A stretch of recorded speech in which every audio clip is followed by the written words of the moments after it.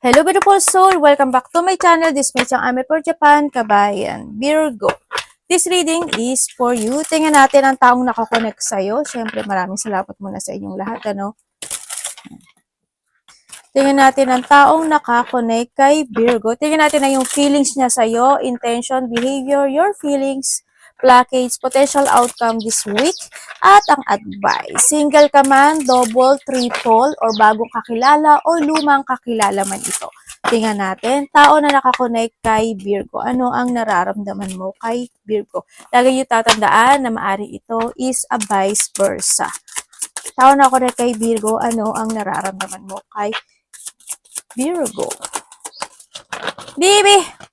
Kuletis. Five of Swords. Nararamdaman mo? The Temperance.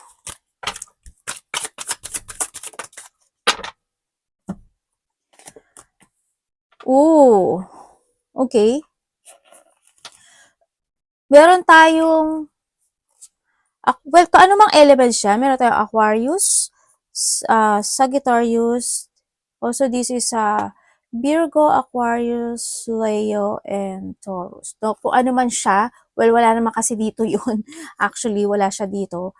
No, okay. Kung ano nararamdaman niya sa'yo, Virgo nararamdaman niya sa'yo is, they want to fight these feelings sa nakikita ko sa'yo dito, na handun siya sa sitwasyon na this person, and then alam mo yung inilaan niya when it comes to universe, itong connection na ito, no, na handun. And they feel lucky, they feel great, they feel niya na ikaw yung nakapagbibigay sa kanya ng magandang buhay, o ikaw ang nakapagbibigay sa kanya ng magandang circle of life. Doon sa point na yun, no? Kaya ang nararamdaman siya, you are my lucky charm. Yan. Wow naman, di sana all. Sabay ganun.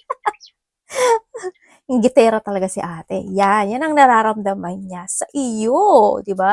You are my lucky charm. You are the luck of my life. Nandiyo sa point. Kaya, ando yung point na, sinasabi niya kasi napaka-very patient mo, ganyan. Naramdaman na very patient. You always try to make it balance this relationship. Ganun din naman siya, ganyan. Yun, ang nakikita ko sa'yo. Yung may mga point na siguro, hindi naman may iwasan yung mga hindi pagkakaintindihan sometimes, but at least, as I say, Wheel of Fortune, di ba? Yan, ikaw ang lucky niya. You are my luck of my life. O, di ba? Saan ko? Tao na ako na kay Virgo.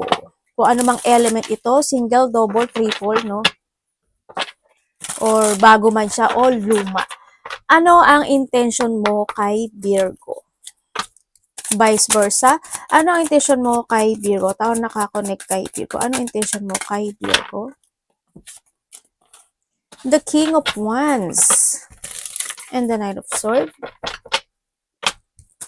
Anong King of Wands? Intention mo kay Virgo?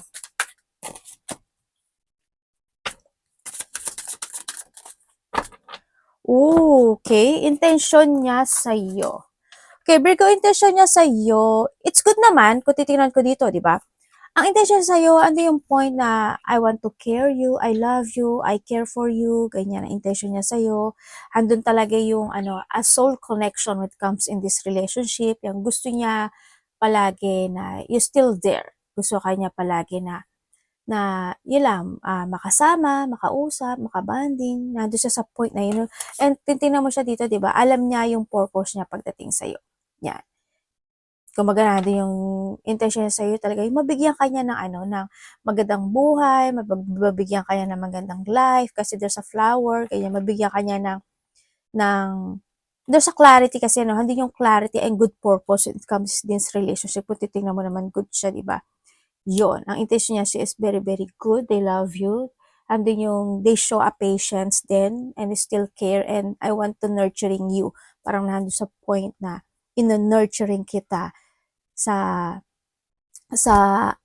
aking makakaya. Yun, nandun siya sa point na iyon. Good yung intention niya sa'yo. Or vice versa, ha? Tingnan natin ang behavior niya sa'yo. Mahal ka nito kasi nandito yung pagiging calmness or nandun yung pagiging, siguro isa lang sa inyo is medyo may pagka-sensitive, ano? Yan. Or maybe this person sensitive, yan. Nandun yung pagiging tender, loving, care, nurturing, yan. Nandun yung pagiging strong ng emotions niya pagdating sa iyo. No? They love you. Nandun yung partnership kasi na nakikita ko sa iyo dito. In this connection. Behavior niya sa'yo. Tao na ako na kay Virgo. Ano ang behavior mo kay Virgo? To show me. Ang ganda nung reading. Ang ganda nung reading. Parang gusto ko i-message. Joke. Hindi ko naman gagawin yun. Yung lumabas sa card. Okay, ang kanyang behavior pagdating sa iyo. Aba talaga naman, oh. Kayo lang ang in love. Ganyan. Sabi, ganun eh, no? Behavior niya sa iyo. Ay, tingnan muna natin. Dito is meron tayong Cancer. Also kasi nandito, ang binibigay ko lang yung mga yung mga main character, no? Sa nakita ko to. Well, kung titignan mo to with the Queen of Cups, syempre, Pisces, Cancer, Scorpio, and Aries, Leo, Sagittarius yan. The fire sign lang. Okay, ang kanyang behavior pagdating sa... Behavior niya sa'yo is... And also, we have the Page of Cups, no? Behavior niya sa'yo, nandun naman yung no, they want to grow more this relationship sa nakikita ko dito. Andun yung mga sitwasyon na, actually, siya, it's more on thinking. May mga bagay o sitwasyon na hindi man niya nasasabi sa'yo, may mga bagay o sitwasyon na hindi man niya magawa sa'yo, but still, ang sinasabi niya dito, gagawin ko yung yung best ko pagdating in this relationship, nandun siya sa point na yon. Kumbaga, dito pa rin naman yung mga flowers, di ba? Nandun siya sa point na yun, iniisip niya kung, basta nandun yung pag-iisip na want to grow more this relationship sa nakikita ko dito. Iniisip niya paano kanya matutulungan, paano magiging more unsuccessful this relationship, or paano mas more pang magiging maganda yung situation na to. Nandun siya sa point na yon. Sa nakikita ko dito. Hindi man niya mabigay yung lahat, kasi gusto niya ibigay sa yung lahat eh. Gusto niya, marami siyang action, marami siyang plano, marami siyang gustong gawin, but hindi niya kaya. Yun ang nakikita ko. Isa yun sa nakapagbibigay sa kanya ng painful, no? Kahit gusto niyang gawin, parang halimbawa, gusto kong gusto kong kuhanin at sungkutin yung buwan, pero hindi niya kaya. Pero gusto niyang ibigay yung buwan sa'yo. Pwedeng, yung mga ganong example. Yun, ang nakita. Kaya nandun siya minsan nasasaktan siya kasi gusto niyang angkinin yung mga sakit na nararamdaman mo man yan, o yung mga sitwasyon na hindi nagiging maganda in this relationship. Gusto niya angkinin yun, pero yung best niya lang ang kayang maibigay sa'yo. Yun ang nakikita ko dito,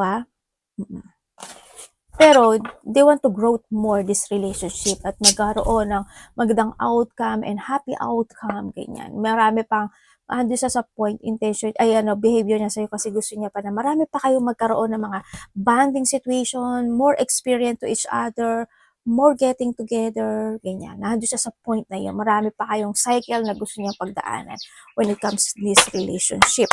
Tingnan natin, Virgo, ano ba naman? Ay, nako. Mga anak ko talaga. Tingnan natin ang iyong nararamdaman. Virgo, anong nararamdaman mo sa tao na ito? Tingnan natin, ano nararamdaman ni Virgo sa tao na ito. Virgo, anong nararamdaman mo sa tao na ito? Vice versa, single ka man, double, triple, bago o lumang kakilala man ito. Nararamdaman mo sa tao na to? Wow. May aso kayo?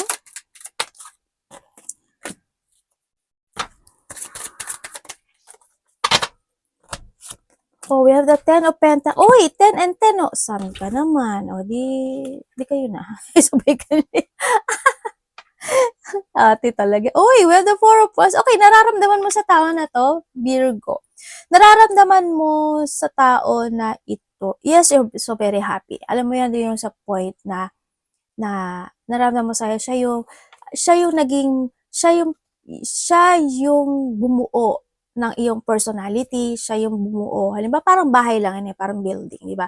Siya yung bumuo ng ikaw, bumuo ng pamilya, siya yung the best achievement when it comes to yourself. Yun ang nakikita ko ito. Parang nandun ka sa point na nakaramdam ka sa kanya ng freedom, no? Sa sitwasyon. Nandun yung stability, kumbaga, no? And also, we have the world and the wheel of fortune. Hala, patalo, day. Oh, nandun sa point na yon na you are my forever, you are my happiness, you are my world, pareho nga kayo eh, oh. Oh, pareho kayo ng nararamdaman. Kung this is a new person sa iba sa inyo, yun ang nakikita ko sa inyo is in a divine timing, kayo at kayo ang magsasama, no? Sa nakikita ko sa inyo dito kasi you have the 10 of 10 din. Kung may mga gusot man yan na sitwasyon is doon na magkakaroon pa rin kayo ng connection nitong tao na to. Okay, yun ang nakikita ko dito, nararamdaman sa kanya, yun nga, kumaga you are the person na naging good karma para sa akin. You're building myself, you're building my happiness, you're building my world, you're building my luck. Same kayo ng energy nito, no? Yun ang nakikita ko dito sa inyo. You heal my heart, you heal myself, you are the person who can heal me always, ganyan. And ano yung point na nararamdaman mo sa kanya, you always give an effort, hard work, give your time, kung may time, nandun ka sa point na yun, ano. O naman, di kayo na. O sige na, kayo na. Peter si ate. Yon ang nakikita ko sa'yo dito. Di ba? Titignan mo ang ganda, oh. Di ba? Yan. Siyempre, sometimes may gong situation, di ba? Hindi maalis yun. May mga gong situation, pero natural yun sa relationship na yan. Pero nandito naman yung saya, no? Sa nakikita ko dito. You revealing me. Parang nandito ka sa point na yun. Yun ang nararamdaman sa kanya. Happiness. Oh, tingnan natin yung blockage. Kung ano yung blockage sa mga single, double, triple, or mga bago o luma man yan, or naging blockage mo sa buhay or sa in relationship. Blockage ni Virgo.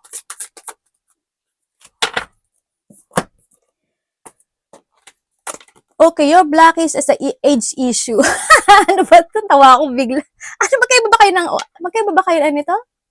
Di ba kayo ng, edad? Bakit may, siguro iba dito, medyo malayo yung edad, either, basta, iba yung age gap, no? Yun ang blockage mo. So, iba naman sa inyo siguro, you feel too old or young to date or have an issue with your partner's age. Yan. Pwedeng ganon, no? If this is a past, pwedeng ganon, or if this is a new, or in this relationship, ganon, maaring hindi naman siya nagiging blockage actually. Siguro nga, nahandun lang yung point na malayo yung gap ninyong dalawa, no? Yan, pwede rin na magkaiba kayo ng lugar or place. Pwedeng ganun, no? Sa iba sa inyo. Tingnan natin yung potential outcome this week. Virgo potential outcome this week.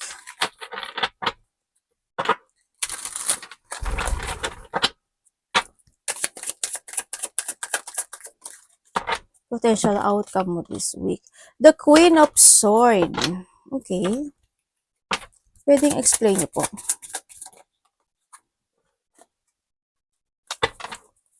Okay. Potential outcome mo this week is nandito kasi sitwasyon mo na may mga bagay ka na iniisip, no? May mga bagay ka na nagkakaroon ka ng pag-iisip. Pwede sa mga tao nasa sa paligid mo, pwede sa mga sitwasyon na nangyayari sa'yo this time, pwede nahado yung point na may sitwasyon na nagkakaroon ng mga overwhelming, pwedeng ganun, na sitwasyon. May mga bagay ka na pinag-iisipan talaga this time, o may mga bagay na need to decide. Ang nakikita ko dito, mayroon kang mga sitwasyon na gusto mong isaayos or gusto mong tapusin or i-let go. Or pwede dito is a change of decision. Handun yung point na meron kang, parang magkakaroon ka ng mga pagsi-self-evaluation sa buhay mo this time. Pwede rin yung outcome ng iba sa inyo is may mga multiple priorities ka na gawin. Baka magiging busy ka also this week, Yan, lalo na sa mga pag-iisip sa mga bagay-bagay na sitwasyon. Yan. Ang nakikita ko sa'yo dito. May mga gusto kang more on thinking itong nakikita ko sa'yo. Yan, may mga aayusin ka, kukumpunin, gagawin, aaksyonan, i-develop, or mamasterin. Yan, may mga ganun, or papracticein, or kung ano man yan. May mga ganong sitwasyon ako na nakikita sa iyo. Tingnan natin ang iyong advice. Advice niyo po kay Virgo. Your advice. We have the 10 of Cups. Ang dami mong 10-10 ha. Tatlo na yung 10 mo. Completion. May magtatapos sa buhay mo. Or meron kang mga makakamit na kahilingan. The Justice again. Your advice. Okay, when it comes sa advice. Virgo, when it comes sa advice is huwag ka mapanghinaan ng loob, ano? Always focus, no? Ang sinasabi to, always have a clarity this time. This is time to create yourself in a new you, or you need to create a self to focus to a new situation or to focus to your new idea, ang sinasabi dito. And syempre, iwasan mo daw yung bahala na, tsaka na lang, ganyan. Iwasan mo yun, ang sinasabi rin dito. And syempre, support mo yung mga tao na willing to support you. Ang nakikita ko dito, aksyonan ang mga dapat aksyonan, itama yung mga dapat itama, and have always a purpose in life. And then also, alisin mo yung mga blockage na pwedeng hindi mo ikasuccess into your life. Kasi nagsuccess, 10 o 9. No? Yun, ang nakikita ko sa iyo dito. And then, syempre, yun nga, ang sinasabi sa'yo is have a strong personality or strong, ang dami mong 10, apat na yung 10 mo. Focus ka lang. Focus and palagi ka daw magkaroon ng logic organized, kahit alam ko naman na palagi ka na doon sa point na yun. And control, ano? Yan, control yourself, control any situation in life, kung ano mga bagay na need to fix into your life. Tingnan natin yung mga messy truth o yung mga nagkaroon ng mga ghost relationship, naiwan, nagkahiwalay. Tingnan natin kung ano ang mga dapat nating malaman. Kuha tayo ng 3. We have the back and forth, emotional yo-yo on. Maaari iba sa inyo is nakakaroon ng in and out o back and forth relationship in the past, ganyan. Minsan okay, minsan hindi, ganyan. Okay, this wasn't love, fantasy, crush, truth exposed, done hoping. Hando na talaga yung mga promises na hindi naging totoo, yan, hindi naging successful in the past, and what if, no, nahando yung mga regret situation, nagkakaroon ng pag-overanalyzing, may mga imagination when it comes to a truth. Natira mo dito is super emotional, yan, maaaring nahandoon yung point talaga na pwede rin ko ito na thinking about something. What if ganito? Siguro ganyan, siguro ganon. Nandun ka sa point na yun in the past. Love me, leave me. Back and forth feelings, unstable affection. Ito yung siguro minsan lang din kayo nakikita or minsan lang din kayo nag-uusap ng mga past relationship na to, ha. Mga nagkaroon ng mga pag-ghost.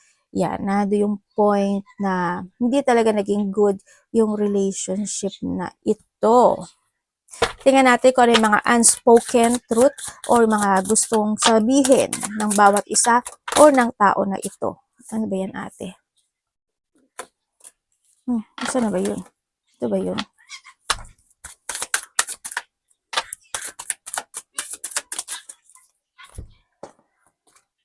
Okay, don't let fear your drive. Okay, nandun yung nandun yung takot na naganap o nangyari in the past relationship. Kumbaga, siguro isa sa inyo nagkaroon ng afraid relationship, ganyan na baka hindi mag-workout kasi kung titingnan mo dito, nandun naman talaga. Lumabas naman talaga, di ba? In this past relationship, there a thing never got the chance to tell you. May mga sitwasyon na hindi nasabi ng bawat isa sa nakita ko dito. No? Kung ano man yung may mga katotohanan na dapat malaman o mga sitwasyon na hindi nalaman ng bawat isa. Silent its own kind of confession. Naging tahimik lang din kasi yung relationship sa nakikita ko dito. Siguro nga kasi walang mga nasabi, Yan, baka rin may mga gustong sabihin, natakot lang, yung hindi nasabi, ganyan. Ang nakikita ko dito, ikaw or siya ito, sa iba sa inyo. And syempre natin, you gave me the sweetest dream and the hardest reality. Nagkaroon na rin na ano no, parang naando na rin yung point na nakapag-move on na rin yung iba sa inyo no. Yan. Iba sa inyo na hando na yung movement o nagkaroon na ng naka-move on na. Kasi nandito na yung nakita na ng bawat isa or isa sa inyo yung the reality of life. It's good naman sa nakikita ko dito. Kasi kung titingnan ko dito, if this is the past, saan ka? Ang ganda na nung place mo this time, di ba? Yun ang nakikita ko sa iba sa inyo. Hindi na yung you are stable, happy, and contented. This time would come sa meron ka sa ngayon. Arigato namaste, God bless.